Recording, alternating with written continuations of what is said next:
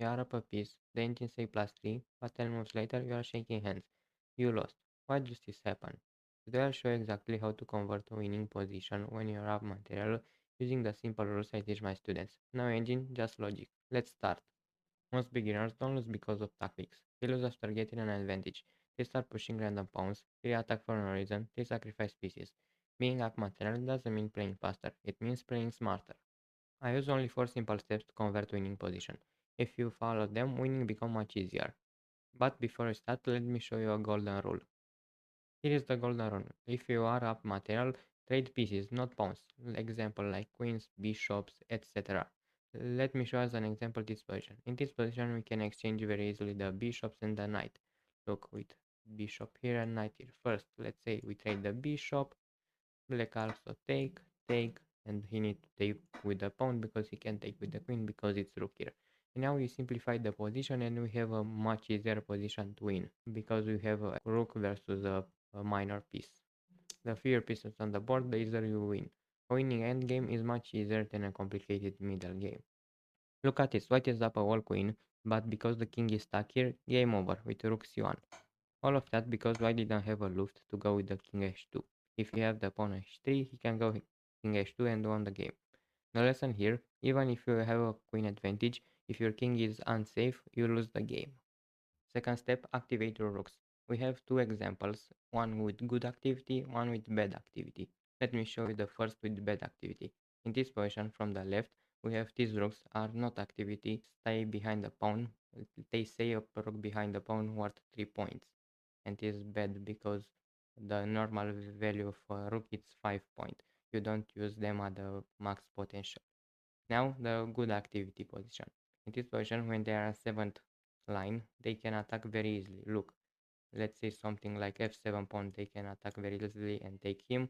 After that, they can prepare a checkmate for black because look, this pawn from g7, it's also cannot be attacked by the queen and with the rook to 3 attacks versus just 2 with from the bishop and the king. Look, something like if you take here, now he need to stay something. He doesn't have too many moves because he also can put the rook on c7, and because if he put the rook c7, he lose the rook here and have a very bad position. And he doesn't have what to do. He just play the pawn to g6. You can very beautiful to put rook g7, and if we take and take, we have a checkmate here. Very nice checkmate. So these are two positions, one with good activity, one with bad activity. The left one is with bad activity. You shouldn't do this one. You should apply this one from the right with good activity when the rooks are on the 7th line and you can attack your opponent to checkmate him. Step 3. Simplify. Let's take as an example this position. In this position, white already have an extra bishop, so he can trade opponent active pieces to manage a easily endgame. Look, this bishop of black can be easily a good piece because still can attack the diagonally and can cause problems for white. So white trade easily. Look, just trade the bishop and it's a good position for white because the extra bishop say everything. Now he can come easily with the rook and attack pawn from d6. When you are ahead, simplify. Trade your opponent's active pieces, keep your own pieces active. If your opponent offers a trade, usually accept it. Beginners refuse trades because they want to attack. Strong players trade and win slowly. Let's go with the next step. Step 4. Create a pass pawn. Let's take as an example this position. In this position I have a 3 pawn, the opponent have 2 pawns, so we have 1 pawn advantage. Let me show how to win this endgame very easily. Many of yours may be play a5. In this position it's not a bad move because still win the game because the king is not that far away and can come easily to eat his pawns. But it's a good move also, but another good move to win easily is to play c5. We advance the pawn that is free to promote.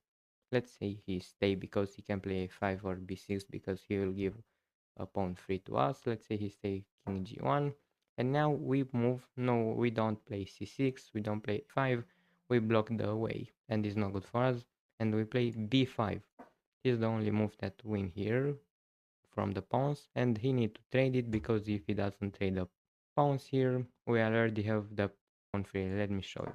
Here if he doesn't trade, you go the pawn and win. And now if he trade here, is approximately the same thing. We come here and play c6 easily.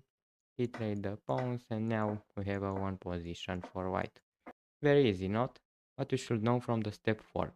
A pass pawn is not a pawn, it's a queen waiting in line.